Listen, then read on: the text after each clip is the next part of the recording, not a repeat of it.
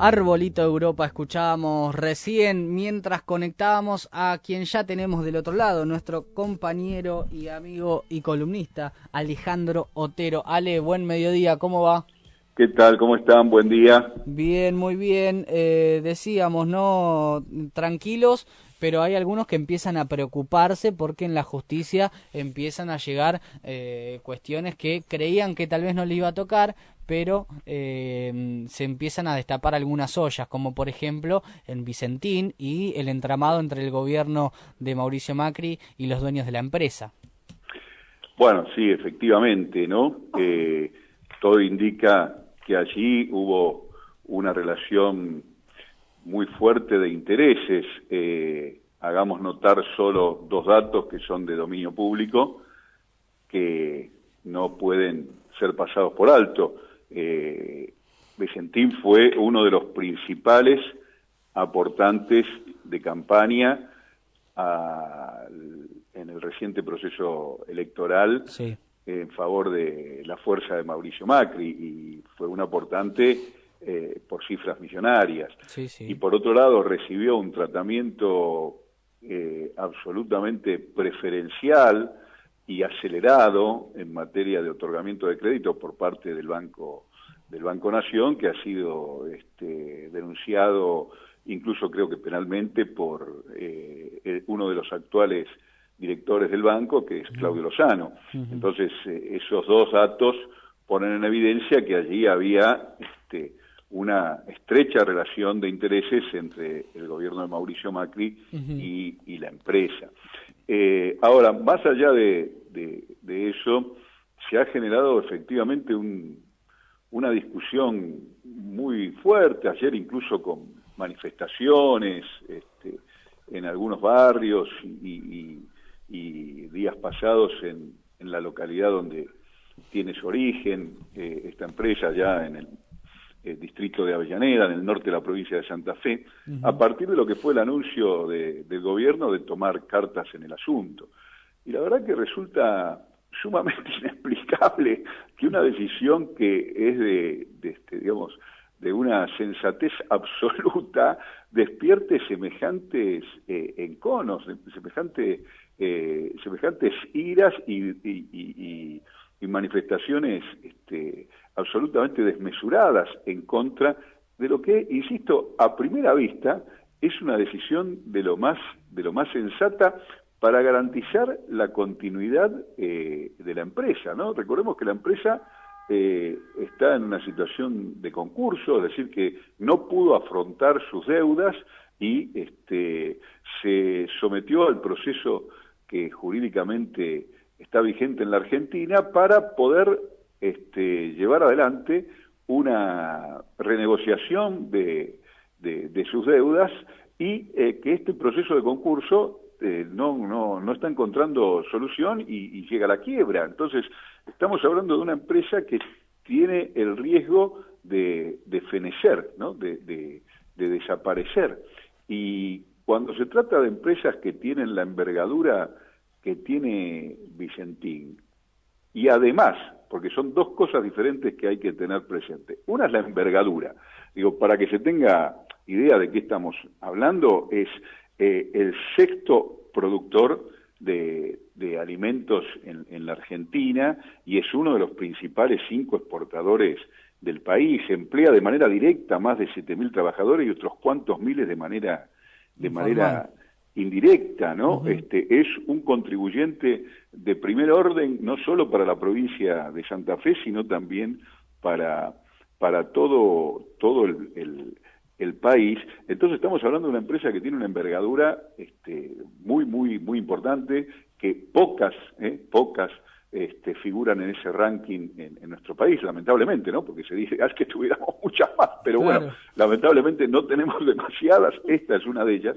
Y por otro lado, es una empresa que no se dedica a la fabricación de submarinos, con todo el respeto por los submarinos, sino que se dedica a la fabricación de alimentos, es decir, se dedica a producir algo que es indispensable para la vida humana. De manera que por razones de volumen y por razones estratégicas, es absolutamente razonable que el gobierno que le toque enfrentar una situación como esta tome cartas en el asunto e intervenga de algún modo para ver de qué manera la empresa puede continuar sus operaciones y no generar en ese mercado un proceso de mayor concentración y extranjerización que el que aún existe. Esto que sucede en la Argentina sucedería en cualquiera de los países que a muchos de los que protestan les gusta mencionar como ejemplos. Claro. Y hay muchísimos ejemplos a lo largo de la historia. El más reciente, si se quiere, el de Lufthansa en Alemania,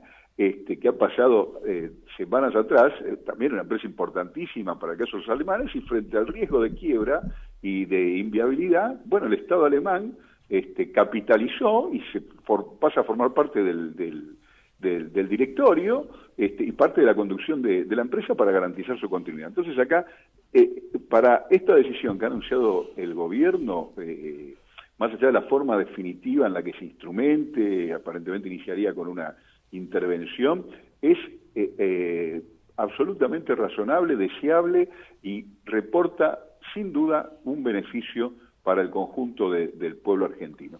No intervenir el gobierno implicaría una de dos cosas: o la extinción de la empresa, la pérdida de puestos de trabajo, y claro, la mayor concentración del sector, que quedaría ahora en menos manos de lo que actualmente está, claro, o perder de las pocas empresas de capitales nacionales que hay en ese mercado y favorecer un mayor nivel de extranjerización. Ninguna de las dos cuestiones son deseables. Claro, te iba si a la decir. empresa fenece, porque se pierden los puestos de trabajo, se pierde la producción, quedan colgados y probablemente también sean arrastrados a la quiebra un montón de productores que están endeudados con esa compañía. Y si se extranjeriza aún más el sector, porque la compra una empresa de capitales extranjeros, entonces tendremos aún mayores problemas con los dólares que salen legítimamente por la repatriación de dividendos de las utilidades de esas empresas extranjeras. La verdad no se entiende los argentinos que están defendiendo, vaya a saber qué cosa, oponiéndose a la medida del gobierno. La verdad que no se entiende. No hay manera, digamos, de decir, che, ojo, que lo que están haciendo está mal,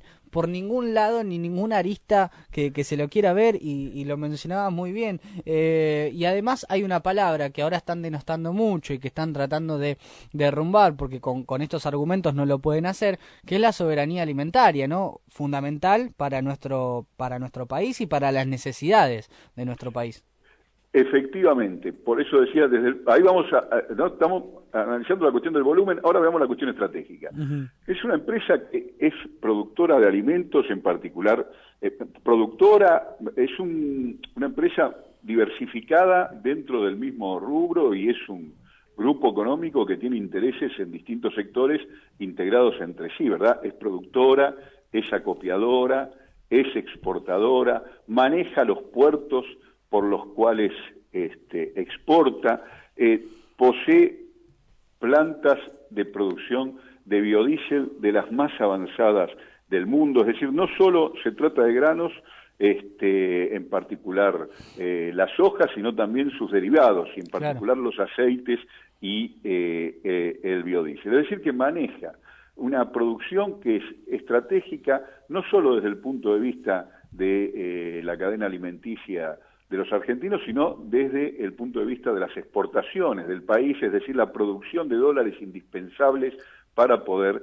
garantizar y financiar el proceso de desarrollo, el pago de la deuda y las distintas cuestiones que sirven o que se sirven de esos dólares que se generan. O sea que desde el punto de vista estratégico, que el Estado pueda, después de muchísimos años, volver a tener algún elemento para regular ese mercado tan sensible, que después de los años 90, cuando se derogaron las juntas nacionales de granos, en el giro a la liberalización del gobierno de Menem y se liberalizó el comercio exterior, quedó absolutamente ajeno a la regulación estatal, con los resultados en términos de concentración e inestabilidad cambiaria que todos conocemos, parece muy razonable también que el Estado vuelva a tener alguna injerencia.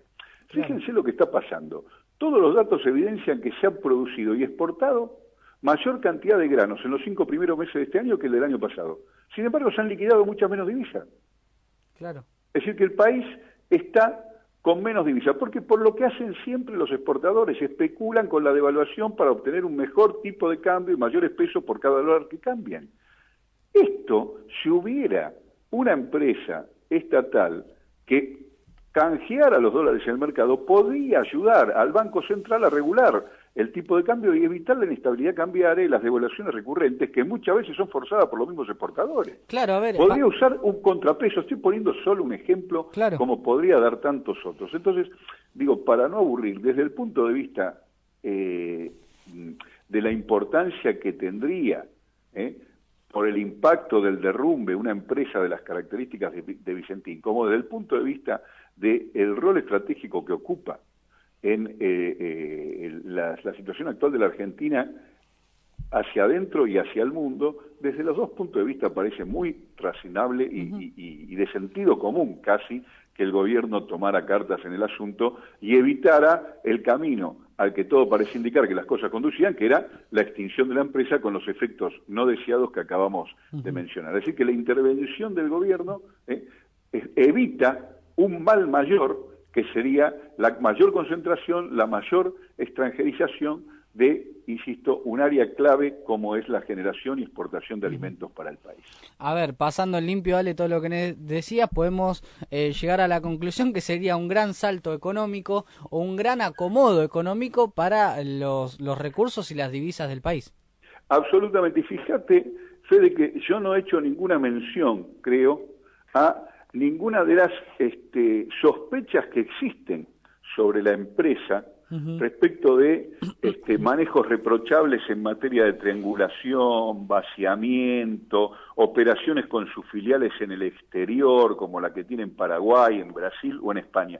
No he hecho ninguna mención a cuestiones que pudieran ser del orden de lo doloso, como dirían los abogados, es decir, que tendrían que ver con maniobras de tipo criminal o ajenas o contrarias a la ley, como la evasión tributaria, el vaciamiento o la insolvencia manifiesta y deliberada para perjudicar a los acreedores y cosas por el estilo. No estoy entrando a considerar, digamos así, la condición moral de esos empresarios ni la actitud de la empresa.